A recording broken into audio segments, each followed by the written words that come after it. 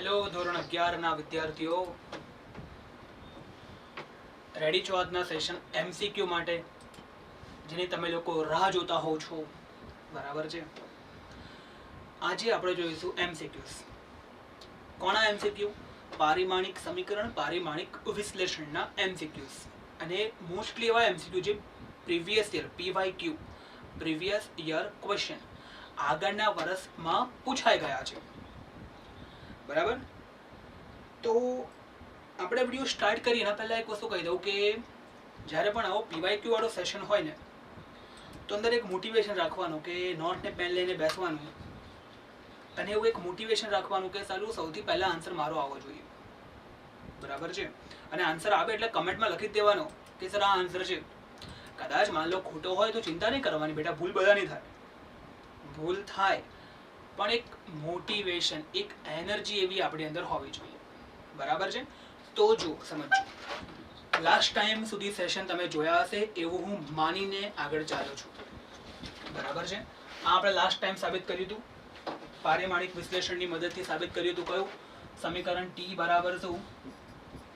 2π√L/g. આ સમીકરણ આપણે પારિમાણિક વિશ્લેષણની મદદથી લાસ્ટ ટાઈમ સાબિત કર્યું હતું. ટી એટલે શું? લોલકનો આવર્તકાળ. 2π અચળાંક છે, L લોલકની લંબાઈ, અને G એટલે ગુરુત્વીય પ્રવેગ. પૃથ્વી પર હોઈએ તો 9.8 મીટર પર સેકન્ડ સ્ક્વેર. બરાબર છે. આટલી વાત કરી હતી લાસ્ટ ટાઈમ આપણે. હવે આગળ જોઈએ તો જો શું કહે છે, પારિમાણિક વિશ્લેષણની મર્યાદાઓ. બેટા દરેક વસ્તુની કંઈક ને કંઈક મર્યાદા હોય. સર્વગુણ સંપન્ન બહુ જ ઓછું છે કે કોઈ વસ્તુ હોય, દરેક વસ્તુની કંઈક ને કંઈક મર્યાદા હોય. તો અહીંયા પણ એવું છે, પારિમાણિક વિશ્લેષણ આપણા ઘણા બધા કામ ઈઝી કરે છે, પણ એની પણ પોતાની એક મર્યાદા છે. એક નહીં, 4 મર્યાદા છે. તો કઈ કઈ મર્યાદા? પહેલી મર્યાદા જોઈએ તો જો તમને ખબર છે પારિમાણિક વિશ્લેષણમાં આપણે શું કરીએ છીએ? એમ ને ઇન્ક્લુડ કરીએ છીએ. એમ એટલે માસ, એલ ને અને ટી ને. આ ત્રણનો સમાવેશ તમે કરીએ છીએ પારિમાણિક સમીકરણની અંદર. અને તમને એક ગણિતનો એક નિયમ ખબર છે, જો એક અજ્ઞાત હોય તો એક સમીકરણ. જેમ કે હું તમને કહું કે માન લો કે આ એક સમીકરણ છે 2x = 4. તો આમાં કેટલા અજ્ઞાત છે? ખાલી એક અજ્ઞાત. કયો? x. તો આના પરથી મને x કેટલો મળી જાય? તો 4/2 એટલે 2. માન લો કે બે અજ્ઞાત હોય, કોઈ સમીકરણમાં બે અજ્ઞાત હોય, જે તમે લોકોએ 10મા ધોરણની અંદર દ્વિચલ સુરેખ સમીકરણમાં ભણ્યા હતા, ચેપ્ટર નંબર 3 10મા ધોરણનું, કે માન લો કે આવું હોય બે અજ્ઞાત 2x + 3y = 5 અને 4x - 6y = 10. માન લો કે આવું કંઈક સમીકરણ હોય, આવું કોઈ સમીકરણ હોય, માન લો આવું કોઈ સમીકરણ હોય, તો આમાં કેટલા અજ્ઞાત છે? બે અજ્ઞાત છે. તો બે અજ્ઞાતને ઉકેલવા હોય તો એના માટે બે સમીકરણ જોઈએ. એક અજ્ઞાત માટે એક સમીકરણ, બે અજ્ઞાત માટે બે સમીકરણ, ત્રણ અજ્ઞાત હોય તો ત્રણ સમીકરણ. આ ગણિતનો બેઝિક નિયમ છે, મૂળભૂત નિયમ છે. તો પારિમાણિક વિશ્લેષણની અંદર આપણે એમ, એલ અને ટી ત્રણ જ વસ્તુ લખીએ છીએ નોર્મલી તો આપણે. બરાબર છે. તો એના પરથી ત્રણ સમીકરણ આપણને મળે અને ત્રણ અજ્ઞાત જ મળી શકે. એનાથી વધારે અજ્ઞાત હોય તો પછી આપણને મળે ના. આ પહેલી મર્યાદા છે. આઈ હોપ ખબર પડી ગઈ. જેમ કે જો અત્યારે આગળ શું છે, બે સમીકરણ છે અને બે અજ્ઞાત છે, તો આપણને બંને અજ્ઞાત મળી જાય. પણ માન લો કે ખાલી એક જ સમીકરણ લખ્યું હોત, આ એકલું લખ્યું હોત, અને હું તમને કહું કે ચાલો આમાં x અને y શોધીને બતાવો, તો આ શક્ય જ નથી. આઈ હોપ પડી ખબર તું કહું છું. ઇન શોર્ટ મગજમાં રાખવા, હંમેશા યાદ રાખવાનું કે એક અજ્ઞાત એક સમીકરણ, બે અજ્ઞાત માટે બે સમીકરણ, અને ત્રણ અજ્ઞાત હોય તો ત્રણ સમીકરણ બનવા જોઈએ. અને અહીંયા ત્રણ સમીકરણ જ બની શકશે મેક્સિમમ, કારણ કે તમારી પાસે ત્રણ વસ્તુ છે. કઈ કઈ? એમ, એલ અને ટી. તો ત્રણ વસ્તુ હોય તો એના પછી ત્રણ સમીકરણ બનશે, અને ત્રણ સમીકરણ બને તો મેક્સિમમ, મહત્તમ ત્રણ અજ્ઞાત તમે ઉકેલી શકો. એનાથી વધારે અજ્ઞાત ઉકેલી શકાય નહીં. આ પહેલી મર્યાદા. આઈ હોપ પડી ખબર. તમે વાંચી શકો છો શું છે, મેં કીધું એ જ છે. બરાબર છે. આરામથી પછી સ્ક્રીનશોટ લઈને લખી પણ દેજો પોતાની નોટ્સની અંદર. તો આ પહેલી મર્યાદા છે. આગળ કરીએ વાત બેટા બીજી મર્યાદા. કોની વાત કરીએ? બીજી મર્યાદા. તો બીજી મર્યાદા શું કહે છે? આપણે જોયું તો યાદ કરો, જ્યારે આપણે લાસ્ટ સેશનમાં પેલું સમીકરણ સાબિત કર્યું હતું T = અચળાંક k √L/g. તો એમાં મેં તમને લાસ્ટમાં કીધું હતું કે જે અચળાંક k છે એની કિંમત આપણને ડાયરેક્ટલી ના મળે, એ આપણે પ્રયોગ કરી અને મેળવવી પડે. બરાબર છે. એટલે અચળાંક કયો હતો? k અચળાંક કયો હતો? યાદ કરો બેટા. આગળ જે k અચળાંક હતો 2π હતો. તો એ 2 પાઈ આપણને ડાયરેક્ટલી ના મળે, એ 2 પાઈ મેળવવા માટે આપણે પ્રયોગ કરવા પડે. આઈ હોપ પડે છે ખબર તો કહું છું. તો આ બીજી એની લિમિટેશન્સ છે, મર્યાદા છે પારિમાણિક વિશ્લેષણની, બરાબર, કે સમીકરણમાં આવતા અચળાંક છે ને એ આપણને ડાયરેક્ટલી સીધે સીધા મળે ના, એના માટે આપણે પ્રાયોગિક પદ્ધતિ અપ્લાય કરી લાગુ પાડવી પડે. બીજી મર્યાદા, રાઈટ. ચાલો વાત કરીએ ત્રીજી મર્યાદાની. તો હવે આ જે ત્રીજી મર્યાદા છે બેટા ખૂબ જ અગત્યની, ખૂબ જ નીટ સ્ટુડન્ટ્સ માટે તો ખાસ, જેડબલઈ માટે પણ, એવું ના કહેતા જેડબલઈ માટે નહીં, પણ નીટની અંદર તો ઘણા બધા ક્વેશ્ચન પૂછાય છે, રાઈટ. આના ઉપરથી પૂછાયા પણ છે, આપણે જોઈશું પણ અત્યારે આગળ, બરાબર. શું છે આ નિયમ સમજ, ત્રીજી મર્યાદા શું છે સમજો ધ્યાનથી. જો આ મર્યાદા આપણે બહુ મસ્ત રીતે સમજીએ. મને આન્સર આપજો. હું તમને પૂછું કે સાઇન 30 મીટર, હું તમને પૂછું કે સાઇન 60 કિલોગ્રામ, અને હું તમને પૂછું કે સાઇન 45 ડિગ્રી, તો શું બેટા આન્સર આવે? મને કમેન્ટ કરીને કહી શકો છો ફટાફટ રિસ્પેક્ટિવલી આન્સર શું આવે આનો? આનો આન્સર મને કહો તો, કહી શકો મને તમે આન્સર શું આવે આનો?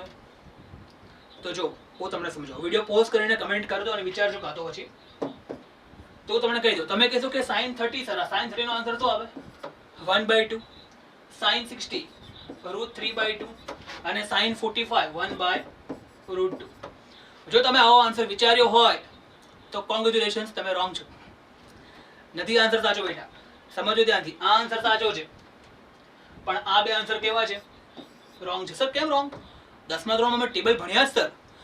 હવે સમજો ધ્યાનથી શું રોંગ છે આમાં. આ જે 30 છે ને એના પછી આ એકમ લખ્યો છે મીટર, એ રોંગ છે બેટા. મીટર કે પછી કિલોગ્રામ એવો કોઈ એકમ હોવો જોઈએ નહીં. જ્યારે પણ સાઇન, કોસ, ટેન, કોસ, સેક, કોસેક ત્રિકોણમિતીય વિધેય હોય એના પછી જે પણ આપણે કૌંસમાં લખીએ ને, કૌંસમાં એક ખૂણો કાં તો રેડિયનમાં હોવો જોઈએ કાં તો ડિગ્રીમાં હોવો જોઈએ, એનું કોઈ પરિમાણ ના હોવું જોઈએ. તમને ખબર છે ડિગ્રી અને રેડિયન બંનેનું કોઈ પરિમાણ નથી, પડી ખબર? એટલે અંદર પરિમાણ રહિત રાશિ હોવી જોઈએ. ત્રિકોણમિતીય વિધેય પછી પરિમાણ રહિત રાશિ હોવી જોઈએ. સાઇન 30 ની કિંમત છે, પણ સાઇન 30 મીટરની કોઈ કિંમત નથી, કારણ કે એવું શક્ય જ નથી. ડન? એકદમ ક્લિયર? આટલું પહેલી વસ્તુ ખબર પડી.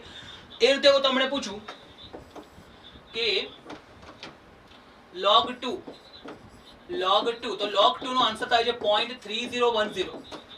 હવે આ કઈ રીતે આવ્યું સર આન્સર, એ આપણે પછી વાત કરીશું. પણ log 2 નો આન્સર છે, પણ હું તમને પૂછું ને log 2 મીટર, તો આનો આન્સર શક્ય નથી બેટા. તો log ની અંદર કૌંસમાં જે લખીએ એ પણ કેવું હોવું જોઈએ? પરિમાણ રહિત હોવું જોઈએ, એનું પણ કોઈ પરિમાણ ના હોવું જોઈએ.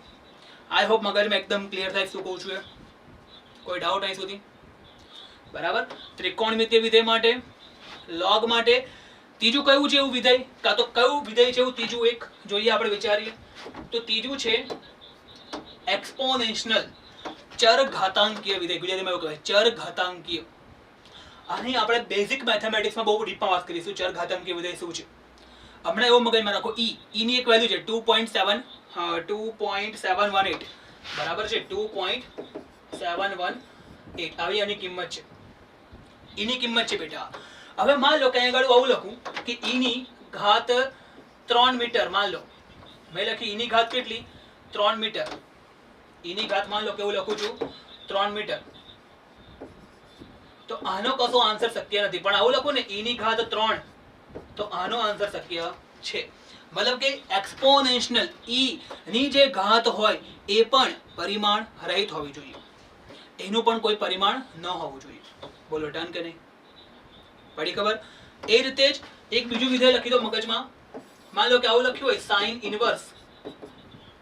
સાઇન ઇનવર્સ પછી પણ જે કૌંસમાં હોય એનું પણ કશું પરિમાણ હોવું જોઈએ નહીં, બરાબર છે? આપણે અત્યારે 3 વિધેય મગજમાં રાખીશું. એક તો ત્રિકોણમિતીય વિધેય, log ને તમને ખબર છે આવું પણ કહેવાશે ln. શું કહેવાશે? ln, બરાબર કે નહીં? આવું પણ કહેવાય log ને, આવું પણ કહેવાય. તો ln પછી માન લો કે એવું લખું ને 2, તો આનો આન્સર શક્ય છે. પણ હું આવું લખું ln of 2 મીટર, તો આનો આન્સર શક્ય નથી, બરાબર કે નહીં? તો આ 3 વિધેય તમારે મગજમાં રાખવાના છે ને બધું એકદમ પરફેક્ટલી આ ત્રીજા પોઈન્ટની અંદર લખેલું છે. પોઈન્ટ વાઇઝ પોઈન્ટ તમે જોઈ શકો છો. વાંચો બેટા. ચરઘાતાંકીય વિધેય એટલે કયું વિધેય? એક્સપોનેન્શિયલ વિધેય. હમણાં તમને સમજાવ્યું ને, e ની ઘાત. પછી ત્રિકોણમિતિય વિધેય, એ પણ સમજાયું. અને લોગ વિધેય પર આધારિત સમીકરણો મેળવી શકાતા નથી, કારણ કે આવા વિધેય કેવા હોય છે? પરિમાણ રહિત હોય છે. બોલો યાદ રહે કે ના રહે? કયા 3 વિધેય? એક તો ચરઘાતાંકીય એટલે કે e ની ઘાત. ચરઘાતાંકીય એટલે શું? e ની ઘાત. ત્રિકોણમિતિય એટલે કે sin cos વાળા વિધેય. અને log, જેમાં શું હોય? log કાં તો પછી ln એવું કંઈક આવતું હોય તે. તો log 2 એનો આન્સર શક્ય છે, પણ કોઈ મને પૂછે log 2 મીટર, એનો આન્સર શક્ય નથી. બોલો ડન કે કોઈ ડાઉટ અહીં સુધી? ક્લિયર અહીં સુધી? તો આ ત્રીજી મર્યાદા છે. ત્રીજી મર્યાદા. હવે વાત કરીએ ચોથી મર્યાદાની બેટા. ચોથી મર્યાદા શું છે એ સમજીએ. તમે જોઈ શકો ચોથી મર્યાદા. જો જ્યારે પણ આપણે પારિમાણિક વિશ્લેષણની મદદથી કોઈ સમીકરણ લાવતા હોય ને, તો એમાં જે અચળાંક હોય, શું હોય? અચળાંક. એ હંમેશા પરિમાણ રહિત હોવો જોઈએ. હવે તમને આ સમીકરણ ખબર છે, આ સમીકરણ 9મા ધોરણની અંદર હતું બેટા. આમાં જે આ જે g છે એને કહેવાય છે ગુરુત્વાકર્ષણનો સાર્વત્રિક અચળાંક, અને એનો પોતાનો એકમ છે ન્યૂટન મીટર સ્ક્વેર પર કિલોગ્રામ સ્ક્વેર. આ ખબર હોય છે, 9મા ધોરણની અંદર હતું, મેં આગળ સમજાવ્યું હતું આગળના વિડીયોમાં. તો જો આપણે આ સમીકરણ સાબિત કરવું હોય ને, તો આ સમીકરણ આપણે પારિમાણિક વિશ્લેષણની મદદથી લાવી ના શકીએ. બરાબર? કેમ? કારણ કે અહીંયા જે અચળાંક છે એનો પોતાનો એકમ છે, એનું પોતાનું પરિમાણ છે. પડી ખબર શું કહું છું? પહેલામાં જે સમીકરણ આપણે સાબિત કર્યું હતું અહીં આગળ આપણે કાલના વિડીયોમાં 2π√L/g, એમાં આ જે અચળાંક હતો 2π, એનું કોઈ પરિમાણ નહોતું. બરાબર છે? એટલે આ પોઈન્ટ બહુ જ અગત્યનો છે. બરાબર? આઈ હોપ પડી ખબર. ચોથો પોઈન્ટ ખબર પડી ગઈ. આ ચારે ચાર મર્યાદા છે પારિમાણિક વિશ્લેષણની, જે આપણા મગજમાં એકદમ છપાયેલી હોવી જોઈએ, ક્લિયર હોવી જોઈએ. ડન. હવે સીધા સ્ટાર્ટ કરીએ શું આપણે MCQs. ચાલો બરાબર. ચલો ક્વેશ્ચન જુઓ બેટા. બહુ મસ્ત ક્વેશ્ચન છે. AIPMT 2009 all India pre medical test. બરાબર? ક્વેશ્ચન તમે જુઓ. AIPMT 2009 નો ક્વેશ્ચન છે. બોલો શું લાગે છે આનો આન્સર? ફટાફટ કહી શકો મને કમેન્ટ કરીને. 1 2 3 કે 4 જલ્દી જોઈએ કોણ આન્સર આપે છે. 1 2 3 કે 4. ચાલો વિચારું છું, હું પણ કરું જોઈએ, મારાથી પહેલા કોઈ કરીને બતાવે છે કે નહીં? જલ્દી. શું કહે છે? A0 B-1 C-2 ક્યારે? બળ. ચાલો તમને એમ કીધું છે બળ, બળનું પારિમાણિક સૂત્ર યાદ રાખવાનું કીધું છે બેટા, મેં યાદ કરું તો બળ એટલે ફોર્સ. ફોર્સ શું થાય? તો ભાઈ M1 L1 T-2. બોલો એગ્રી ઓર નોટ? ફટાફટ આના પરથી મને કહી દો કે A કેટલું છે? 1, B કેટલું છે? 1, અને C કેટલું છે? -2. તો આ બરાબર છે કે ખોટું છે? આ તો ખોટું છે, કારણ કે અહીંયા એ શું લખ્યું છે? લોકોએ 0 લખ્યું છે. A કેટલું હોવું જોઈએ? 1 હોવું જોઈએ. એટલે આ કેવું થઈ ગયું બેટા? રોંગ થઈ ગયું. Agree or not? આપણે શું પૂછ્યું છે? કયું સાચું છે? ચલો દબાણની વાત કરીએ. દબાણ. તો દબાણ એટલે શું? ફટાફટ મગજમાં આવવું જોઈએ. દબાણ. પ્રેશર એટલે શું? Force upon area. ફોર્સ એટલે શું? હમણાં જોયું M1 L1 T-2. M1 L1 T-2. Area એટલે શું? L2. સોલ્વ કરો. M1 L1 -2 એટલે -1 T-2. કમ્પેર કરો. A ની કિંમત 1, B ની કિંમત -1, C ની કિંમત -2, એટલે 100% કેવું છે? સાચું છે. સરખાવો. જુઓ જલ્દી સરખાવો. કોઈ કે આન્સર પણ આપ્યો છે. વેરી ગુડ બેટા. બરાબર. જોઈએ કોણે આન્સર આપ્યો છે. તો આ ખબર પડી દબાણ. હવે વેગ વાળી વાત કરીએ. વેગ એટલે શું? મીટર પર સેકન્ડ. ચાલો વેગની વાત કરીએ. વેગ એટલે શું? મીટર પર સેકન્ડ. તો મીટર એટલે શું? દળ ના હોય, લંબાઈ 1 અને સમય -1. તો અહીં શું કહે છે આપણને લોકો? A1 છે તો A નથી 1, એ તો 0 છે બેટા. A 0 છે એટલે આ કેવું થશે? રોંગ થશે. પ્રવેગની વાત કરીએ તો પ્રવેગ એટલે એનો એકમ શું થાય છે? મીટર પર સેકન્ડ સ્ક્વેર. તો મીટર એટલે એમાં માસ ના હોય, લંબાઈ 1 છે અને સમય નીચે એટલે સમય 2 છે. તો આમાં A કેટલું છે? 0. અહીં કહે છે A 1 છે. ખોટી વાત છે. 1 નથી, એ તો 0 છે. એટલે આ પણ કેવું છે? રોંગ. તો આન્સર સાચો શું આવશે? ઓપ્શન નંબર 2 બેટા. તો આન્સર સાચો આવશે ઓપ્શન નંબર 2. બોલો ડન કે નહીં? કુલજી બેટા આન્સર આઈ થિંક રોંગ હતો તમારો. જોઈ લો, વેરીફાઈ કરી લો. સમજ પડી ગઈ કે ડાઉટ? ઓકે ચાલો ડન. તો આન્સર શું આવશે? એનો નંબર 2 આવશે. ચાલો બરાબર છે. I hope clear. Okay next question જુઓ. CBSE PMT pre medical test 2007 નો ક્વેશ્ચન. ઇલેક્ટ્રિક સર્કિટમાં અવરોધનું પરિમાણ શું હશે? આપણે આગળના વિડીયોમાં ડિસ્કસ કર્યું હતું અવરોધનું પરિમાણ. પાછું રિકોલ કરી લઈએ. કદાચ માન લો કે એક્ઝામમાં મેં તમને કીધું એક્ઝામમાં કદાચ આપણને યાદ ના હોય, બની શકે, આમ તો રિકમેન્ડ છે કે યાદ રાખો, પણ માન લો ભૂલી ગયા તો પેલા બે તો યાદ હોવા જોઈએ, કયા? બળ અને ઉર્જા. એ તો મગજમાં છપાયેલા હોવા જોઈએ, બરાબર છે. ચાલો શું છે આની વાત કરીએ તો તમને આ સમીકરણ ખબર હોવી જોઈએ, v = IR, v = એના પરથી r એટલે શું? v/i. v એટલે શું? w/q અને ઇન્ટુ શું? i. બોલો હા કે ના? અરે વિચારો, આ તો સમીકરણ છે આપણું. હવે w એટલે શું? m1l2 t - 2. બોલો એગ્રી ઓર નોટ? પછી q એટલે it. q એટલે શું? i * t. કારણ કે આ સમીકરણ છે આપણું i = q/t. એના પરથી શું કહી શકાય? q એટલે શું? i * t. બોલો એગ્રી ઓર નોટ? તો આગળ q એટલે શું આવશે? i * t આવશે અને i * i એટલે બે વખત i થઈ ગયું એટલે શું આવશે? m0.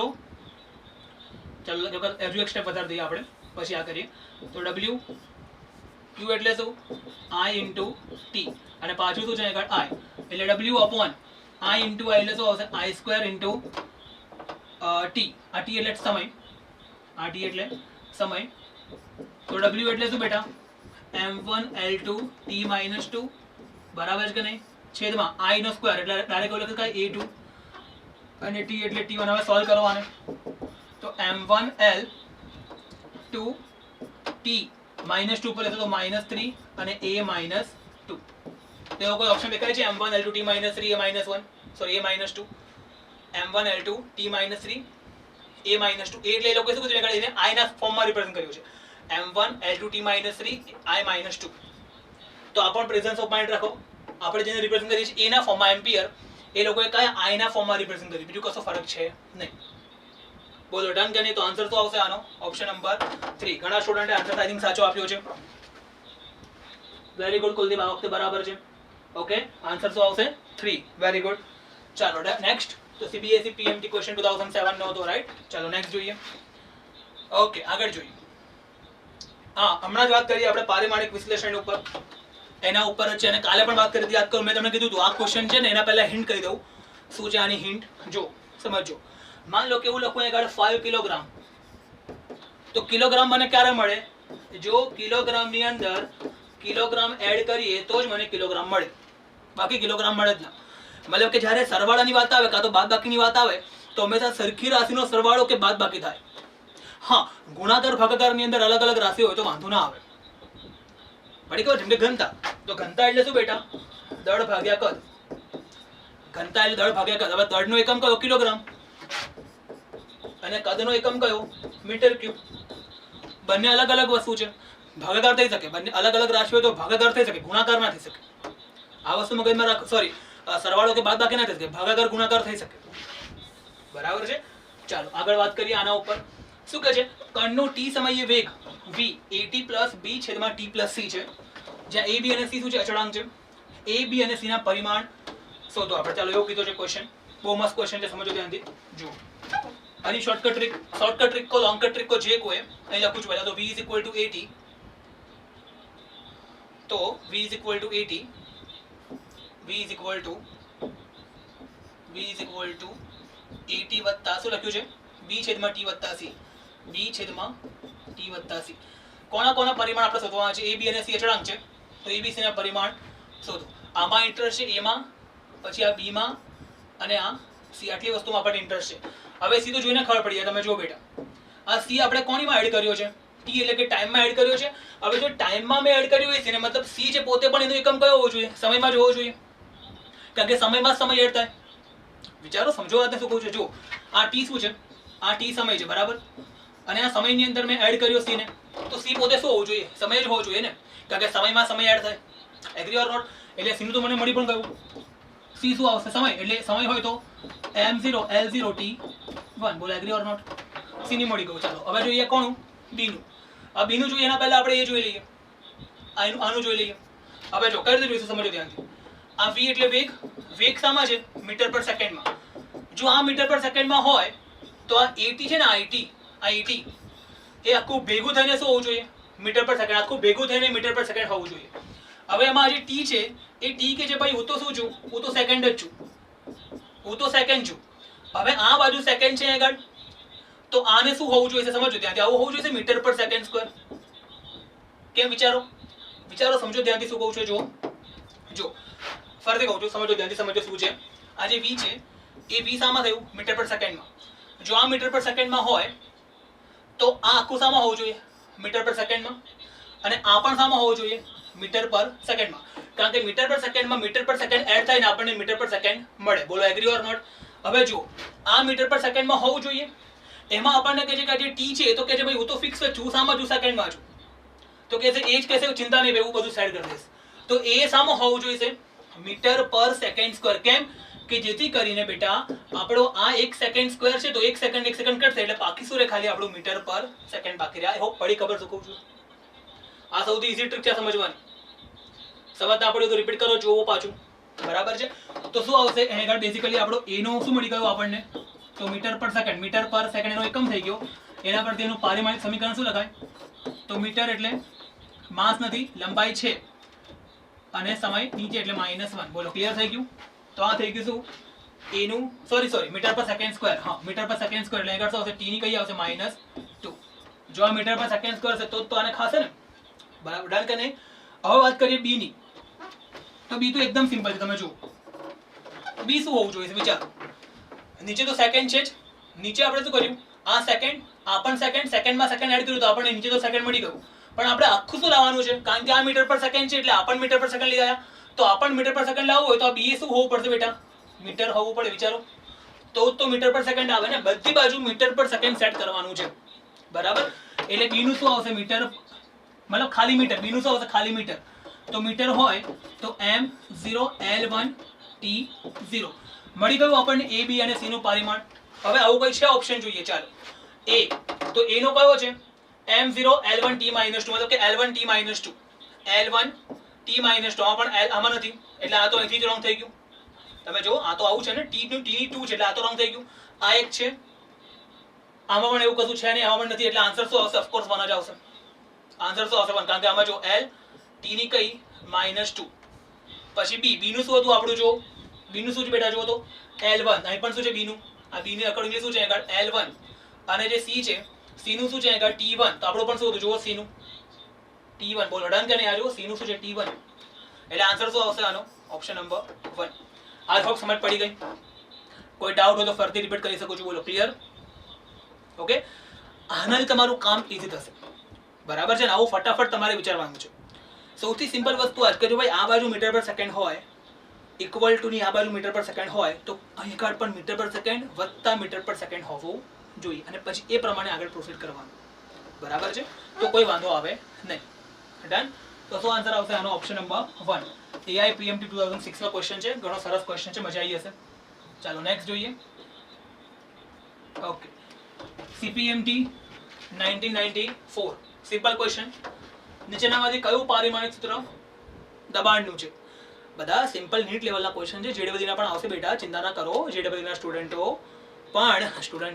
અને હા ગુજરાતી મીડિયમમાં ચાલે, રાઈટ? ઓકે સ્ટુડન્ટ્સ, ઓકે ચિંતા ના કરો બેટા, એ પણ આવશે. પહેલા આપણે બેઝિક લેવલથી શરૂઆત કરીએ ને, થોડી ફીલ આવી જાય, પછી મસ્ત ગિયર પાડીએ આપણે, રાઈટ? ચાલો શું કહે છે? જો નીચેનામાંથી કયું પારિમાણિક સૂત્ર દબાણનું છે? દબાણ, બરાબર, હમણાં જ વાત કરી યાર. દબાણ એટલે પ્રેશર. પ્રેશર એટલે શું? Force upon area. બરાબર કે નહીં? ફોર્સ એટલે શું? m1 L1 T-2. એરિયા એટલે શું? L2. તો શું કરીશું? m1 L 1 - 2 એટલે -1 અને T -2. હવે આને આવું લખો લખાય? m ઉપર રહેવા દો. આ L છે એની કઈ ઘાત છે? -1 નીચે જાય અને આ T ની -2 નીચે જાય તો T નો વર્ગ એટલે T⁻². તો આવો કોઈ ઓપ્શન છે? mL T⁻². તો ઓપ્શન નંબર 3. એકદમ સિમ્પલ ક્વેશ્ચન, એકદમ ચીલ ક્વેશ્ચન. CPMT 1994 પારિમાણિક સમીકરણ, પારિમાણિક વિશ્લેષણ આધારિત ક્વેશ્ચન, રાઈટ? બહુ સિમ્પલ ક્વેશ્ચન છે, જોઈ શકો તમે. બરાબર, તમારું થઈ પણ ગયું હશે મારાથી પહેલા કદાચ. ચાલો નેક્સ્ટ જોઈએ. દબાણનો એસઆઈ એકમ કયો બેટા? દબાણનો એસઆઈ એકમ પહેલા તો વિચારીએ દબાણનો એકમ કયો. તો જુઓ CBSE PMT 1988 તમારા જન્મ પહેલાનો, તમારા નહીં મારા પણ જન્મ પહેલાનો. બરાબર, ઘણો જૂનો ક્વેશ્ચન છે પણ કરી ડિસ્કસ, રાઈટ? જો શું કહે છે? દબાણનો એસઆઈ એકમ. દબાણ, pressure, force upon area. Force newton, area metre square. આમ તો ખરેખર શું થવું જોઈએ? ન્યૂટન પર મીટર સ્ક્વેર થવું જોઈએ, પણ એ ન્યૂટન પર મીટર સ્ક્વેર ને શું કહીએ છીએ? બીજું pascal. 1 pascal is equal to 1 newton પર મીટર સ્ક્વેર. મગજમાં નાખી દો, ફિટ કરી દો, પાર્ટ 2 માં જરૂર પડશે. ક્યારે જરૂર પડશે? પાર્ટ 2 માં. અને હા, 9મા ધોરણમાં પણ આવ્યું તો આવું યાદ કરો. દબાણના ઘણા બધા એકમ છે, દબાણના મસ્ત ઘણા બધા એકમ છે. એક વાતાવરણ, millimetre of Hg, ટોર, bar, pascal, newton પર મીટર સ્ક્વેર, બધા વચ્ચે આપસમાં સંબંધ પણ છે. કરીશું ડિસ્કસ, મસ્ત પાર્ટ 2 માં આવશે. બરાબર છે. હમણાં યાદ કરી લો કે દબાણનો એકમ કયો? ન્યૂટન પર મીટર સ્ક્વેર. ન્યૂટન પર મીટર સ્ક્વેરને શું કહેવાય છે? પાસ્કલ. અને આપણને ક્લિયર કટ પૂછ્યું છે કે એસઆઈ એકમ પૂછ્યો છે આપણને, એટલે શું આવશે આન્સર? પાસ્કલ. બાકી આ બધા દબાણના એકમ જ છે, પણ એસઆઈ એકમ નથી. બરાબર છે. એસઆઈ એકમ કયો બેટા? પાસ્કલ, ન્યૂટન પર મીટર સ્ક્વેર. તો થઈ ગયો આ ક્વેશ્ચન. ચલો નેક્સ્ટ ક્વેશ્ચન વિચારો શું કહે છે. આ ક્વેશ્ચન તમે સ્ટાર્ટ કરો એના પહેલા બેટા એક વસ્તુ કહી દઉં કે આ ક્વેશ્ચન ની અંદર એક પ્રિન્ટિંગ મિસ્ટેક છે, જેવું અત્યારથી કરેક્ટ કરી લઉં છું, એટલે તમે જ્યારે હમણાં સોલ્વ કરો તો વાંધો ના આવે. શું છે મિસ્ટેક? વોલ્ટેજ અને વિદ્યુત ભારનો ગુણાકાર. આ છે ને ઓપ્શન નંબર 3, એમાં એક મિસ્ટેક છે. એકમ કદ દીઠ. શું લખી દો આગળ? શું કરવાનું તમારે? એકમ કદ દીઠ એવું લખવાનું છે. બરાબર. આગળ ત્રીજા ઓપ્શનમાં આગળ એવું ઇમેજિન કરી લો. શું લખવાનું છે? એકમ કદ દીઠ. આ ક્વેશ્ચન કોનો છે? PMT 1989. પણ આટલું તમે કરેક્ટ કરી લેજો, પછી ટ્રાય કરો. બરાબર. જો કરવો હોય તો વિડીયો પોઝ કરીને ગમે ત્યારે પછી પણ જોતા હોય, આટલું કરેક્ટ કરીને ટ્રાય કરજો. સ્ક્રીનશોટ લઈને પછી ટ્રાય કર્યો હોત કરી શકો. આટલું કરેક્ટ કરી લેજો. બરાબર બેટા. ચાલો સ્ટાર્ટ કરીએ હવે. જો શું કહે છે? એકમ કદ દીઠ ઉર્જા. શું? એકમ કદ દીઠ ઉર્જા. ઉર્જા એકમ કદ દીઠ. તો આવું કહી શકાય એકમ કદ દીઠ ઉર્જા. એટલે આવું કહી શકાય કે ભાઈ ઉર્જા જે છે એના નીચે શું આવી જવું જોઈએ? કદ આવી જવું જોઈએ.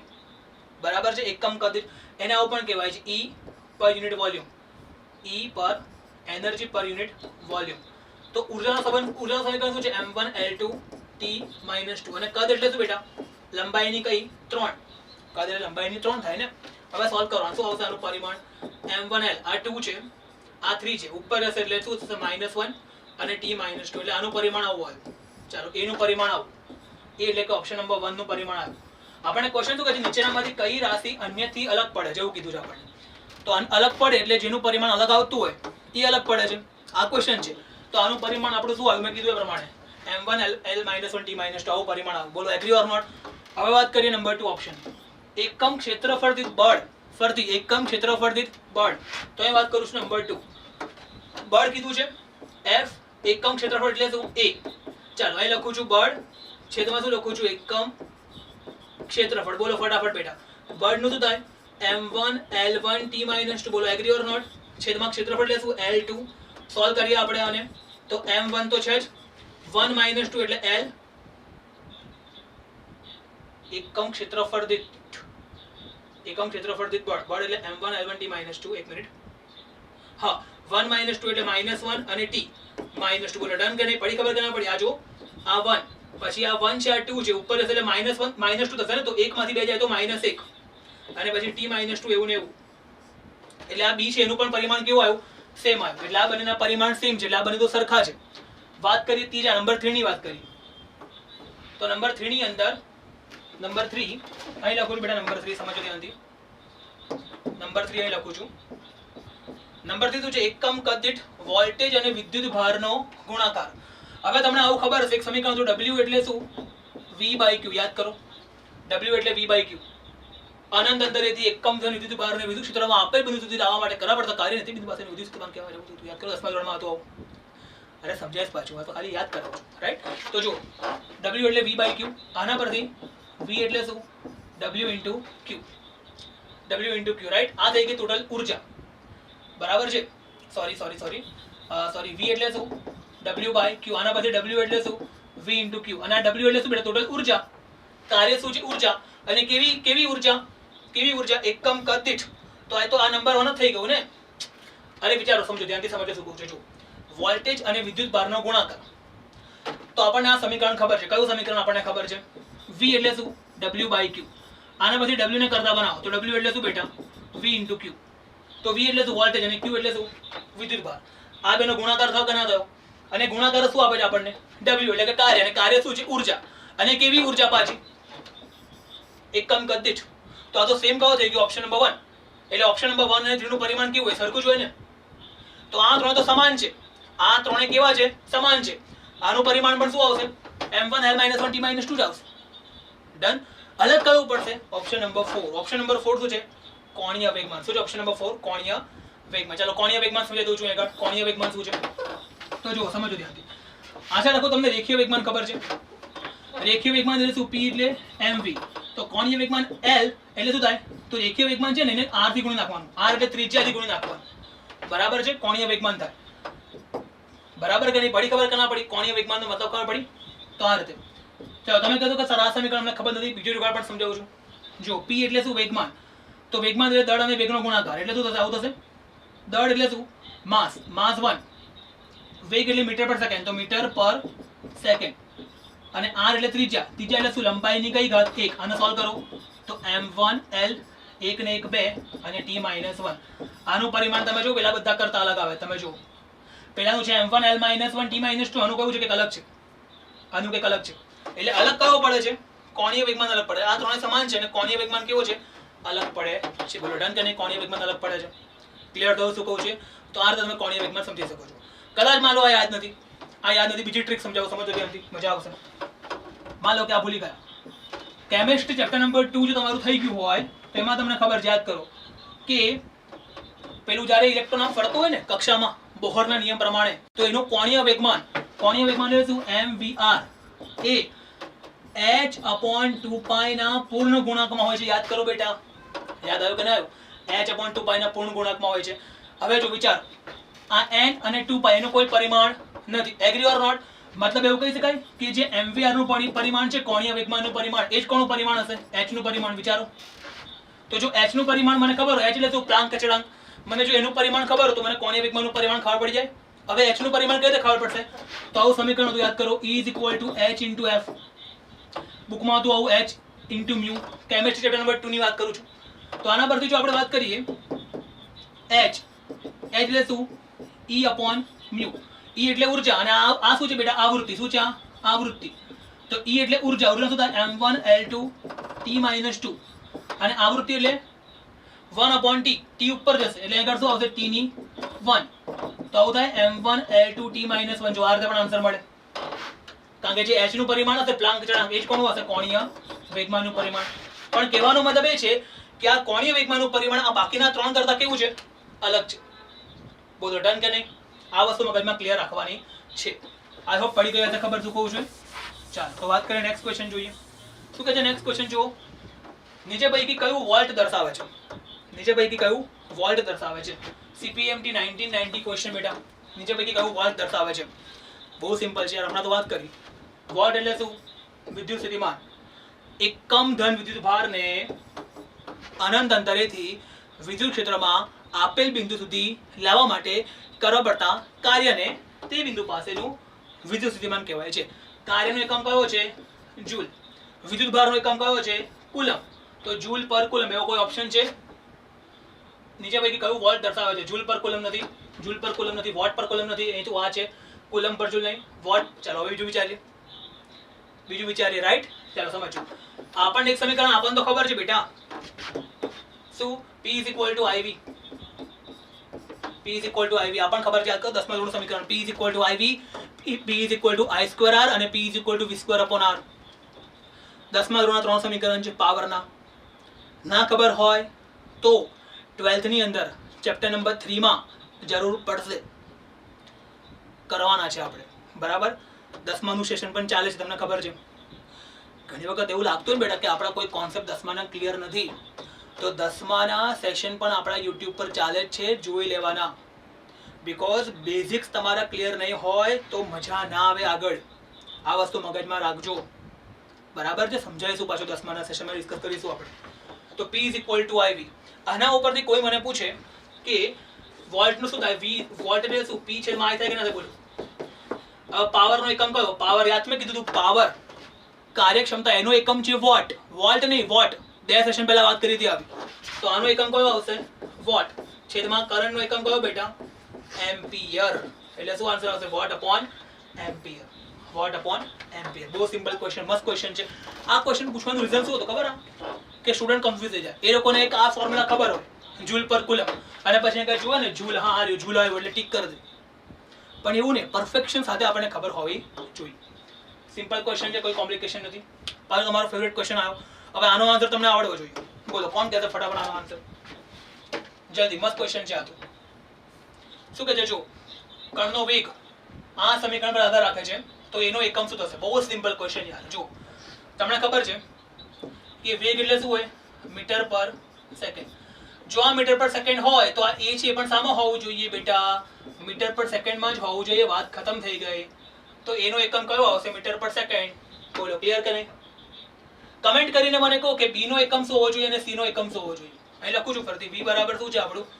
a વત્તા bt વત્તા ct સ્ક્વેર.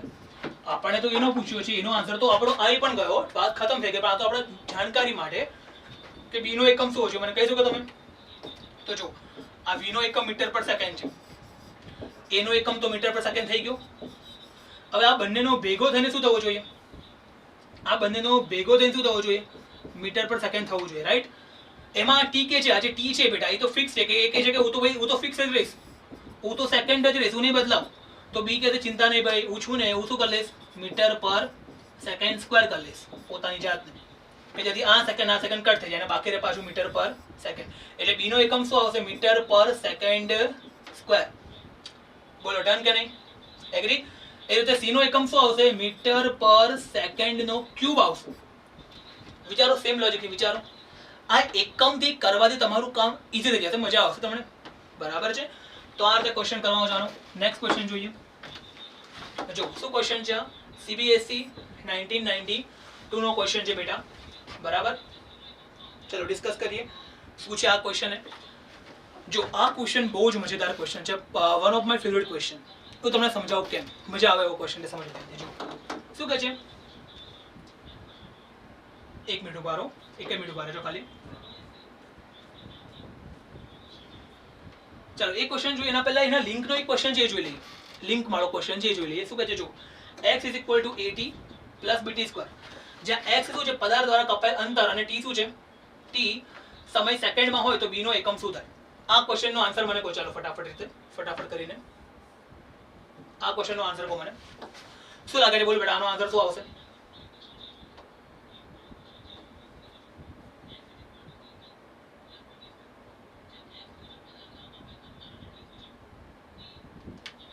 ચાલો વિચારીએ શું આન્સર આવશે આનો. જો સમજો ત્યાંથી અહીં લખું છું આનો આન્સર.